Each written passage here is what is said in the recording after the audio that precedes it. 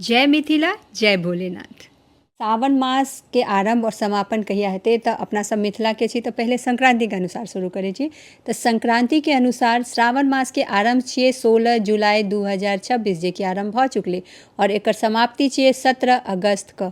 और एकरा अनुसार 5टा सोमवारी पड़ि रहल अछि। संक्रांति के अनुसार अगर अहाँ करै छी सोमवारी तऽ 5टा सोमवारी पड़त, जाहिमे कि एकटा बीत चुकल 20 जुलाई वाला आइ छियै अहाँके 21 या 22 जुलाई छियै। तब 20 जुलाई वाला बीत चुकलै और 4टा सोमवारी और बचल अछि 27 जुलाई, 3 अगस्त, 10 अगस्त और 17 अगस्त। 17 अगस्त का संक्रांति छियै, जाहि दिन की संक्रांति अनुसार श्रावण के समाप्ति छियै। मुदा ओहियो दिन सोमवारी हेतै, ओ सोम के पड़ि रहल छै, समाप्ति दिन सोम के पड़ि रहल छै तऽ सोमो के सोमवारी हेतै। तऽ संक्रांति अनुसार 5टा सोमवारी अछि 20 जुलाई, 27 जुलाई, 3 अगस्त, 17 अगस्त और 10 अगस्त, 10 अगस्त पहिने तहन 17 अगस्त।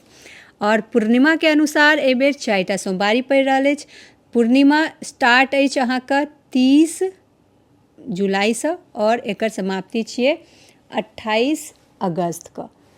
28 अगस्त पूर्णिमा, जाहि दिन की रक्षाबंधन रहल यऽ। तऽ 30 जुलाई से 28 अगस्त तक श्रावण रहत पूर्णिमा अनुसार, जाहि के बीच में 4टा सोमवारी पड़त 3 अगस्त, 10 अगस्त, 17 अगस्त और 24 अगस्त।